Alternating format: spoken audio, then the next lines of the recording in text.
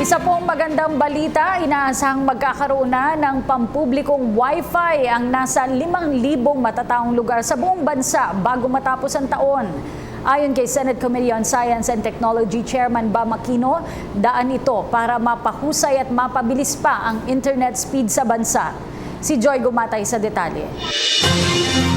Magandang balita para sa mga Filipino netizens, kinumpirma ni Senador Bam Aquino na bago matapos ang taon, 5,000 pinakamatataong lugar sa bansa ay magkakaroon na ng public Wi-Fi infrastructure tungo sa pagpapalawak ng internet connectivity ng Pilipinas.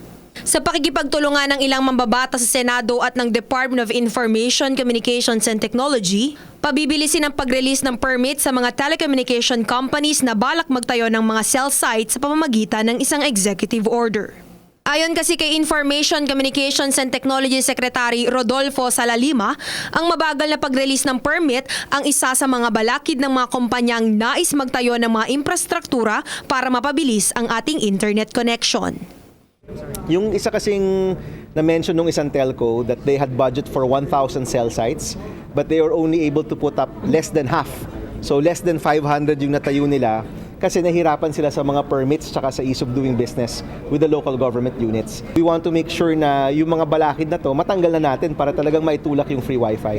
Kahit pa nananatiling mahina ang ating internet connection kumpara sa ibang bansa sa mundo, nilinaw naman ni Secretary Salalima na hindi kailangan ng emergency powers upang magawa ng Pilipinas na makipagsabayan sa mabilis at epesyenteng internet connectivity ng mga bansa tulad ng Singapore at Japan. Ang kailangan lamang raw aniya ay matinding political will at malinaw na kooperasyon sa gitna ng pamahalaan at ng pribadong sektor. Higit sa mga Filipino netizens, target ng inisyatibang ito na makatulong sa mga estudyanteng Pilipino sa pagpapalawak ng kanilang learning experiences kasabay ng pag-a-adjust sa K-12 curriculum. Para sa PTV News, Joy Gumatay. Ako po si Cathy San Gabriel. Subscribe na sa PTV YouTube channel. I-click lang po ang subscribe button.